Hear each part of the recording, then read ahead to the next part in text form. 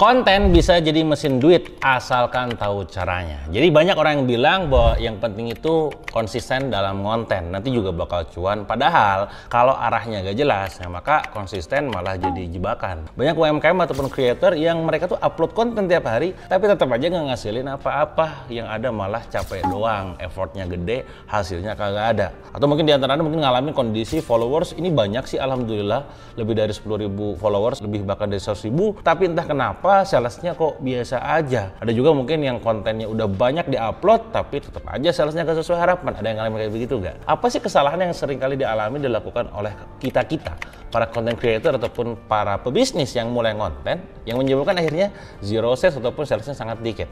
Pastinya headline paling besarnya adalah tentang yang kita tuh bikin konten tanpa arah. 78% UMKM Indonesia aktif di sosmed.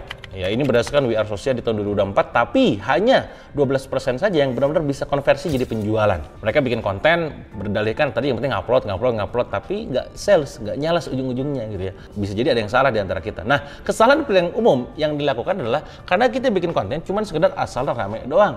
Bukan ngarahin orang untuk beli. Ingat, ngarahin orang untuk nonton dengan ngarahin orang untuk beli itu dua hal yang berbeda. Ada trigger di dalam yang harus kita picu. Menurut Neil Patel gitu kan, konten marketing itu bukan soal banyaknya postingan, tapi arah konsisten menuju satu bisnis tertentu yang kita bikin. Jadi kalau Anda menjadikan konten ini sebagai salah satu tools untuk menjaring audiens lebih banyak, nah maka pada saat bikin konten harus punya arahannya jelas. Jangan malah gak jelas. Yang penting ngupload, pokoknya kata si ini ngupload.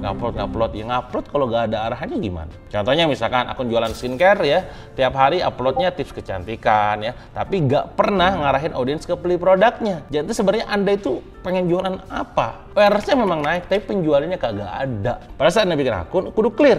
Awareness itu dibangun di awal, tapi tetap ujung-ujungnya kudu jelas ya. Ini kira-kira mau digiring kemana, mau jualan produk apa. Kecuali Anda sebagai content creator yang ngandelin duit jadi endorse doang, dari AdSense doang ya, dari FB Pro doang gitu ya, atau apalah gitu ya, tidak ada bermaksud untuk jualan produknya, ya wajar kalau misalkan demikian. Tapi kalau Anda niat membangun sebuah konten sosmed dengan dalam rangka ningkatin omset, nah maka dari awal udah clear dulu nih, nanti diarahinnya kemana ya, produk kita kayak apa nih di offeringnya. Nah, ini pertama ya, harus jelas arahannya kemana. Bahkan ketika Anda jualan di marketplace, misalkan, Kang saya pengen jualan kenceng laris gitu ya arahnya gimana? Apakah cuma sekedar pengen laris doang, penjualannya banyak, salesnya rame gitu ya, tapi marginnya tipis, atau marginnya tebal tapi produknya nggak terjual banyak? Nah ini nanti kalau Anda ketemu konsultan atau ketemu agensi atau ketemu siapapun akan ditanya begitu, dan Anda kudu bisa menjawab arahnya mau dibawa kemana. Paham? Nah, nomor 2 teman-teman, Anda harus punya framework konten itu sendiri. Ada 3 level konten dalam strategi bisnis. Ini dikutip dari HubSpot Content Flywheel di tahun 2023 gitu ya.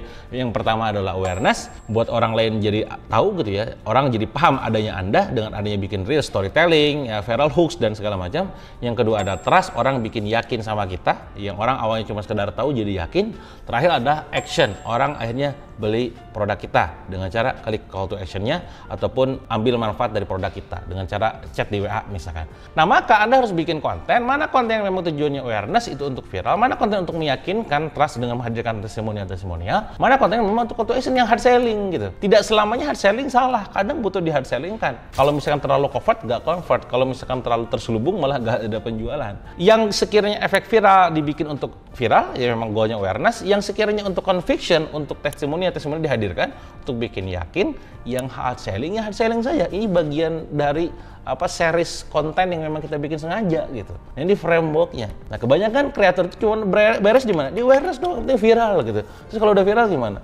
Ya nggak jelas, ya, apa yang bikin yakin, apa akhirnya harus beli, kenapa harus beli sekarang, itu nggak jelas. Studi Content Marketing Institute di tahun 2024, brand yang pakai konten terstruktur di 3 level ini punya conversion rate 6 kali lebih tinggi. Jadi sekali lagi, Anda bikin misalkan timeline konten ya, dalam sepekan, misalkan Senin sampai di hari Minggu. 7 hari ini, Anda bikin konten misalkan 2 ini untuk awareness, terus 3 untuk conviction, 2 untuk hard selling, untuk call to action-nya. Mungkin nanti pas di giliran hard selling, call to action, mungkin view-nya akan sangat kecil, mungkin di bawah 10.000, mungkin cuma 1.000, gak apa-apa. Karena kita bukan dalam rangka orang nonton, orang ngeklik lewat link yang kita sajikan di bio ataupun di swipe up-nya itu. Jadi jangan baperan, maka ente kalau misalkan sekarang main sosmed, itu nggak boleh baperan. Jangan baper ketika view kecil, jangan ngerasa jumawa pada saat view-nya besar, karena semuanya belum tentu nyambung ya. Karena ini bagian dari funnel. Nah, berikutnya apa nih?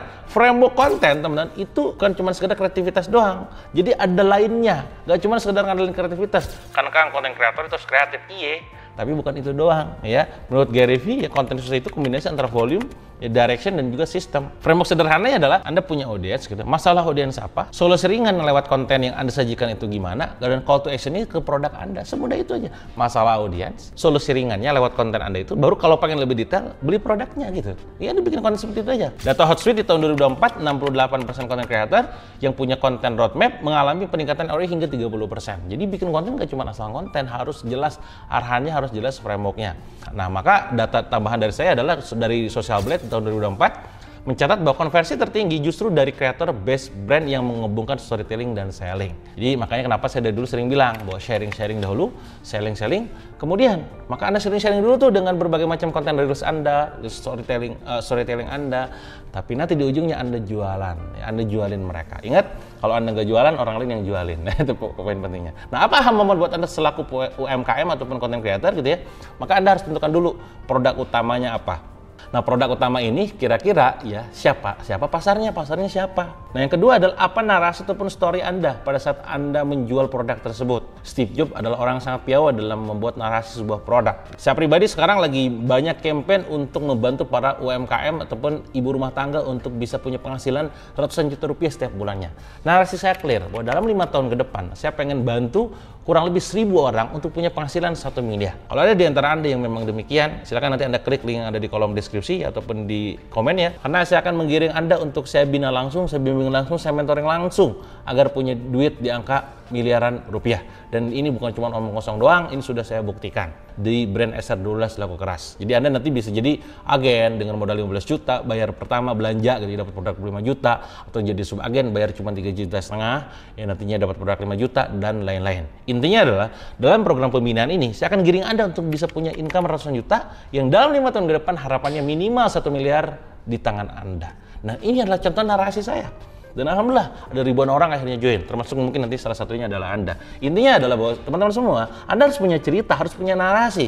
Jangan cuma sekedar ayo teman-teman join yuk, atau ini produk bagus gitu. Nah, itu biasa. Apa narasinya?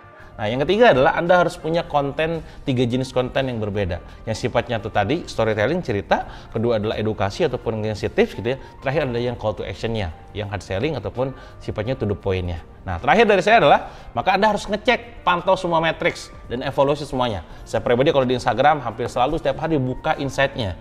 Oh, konten yang ramai itu begini. Oh, konten yang bisa ramai ke chat itu begini. Beda. Konten ramai view-nya sama konten masuk ke chat-nya ramai itu beda.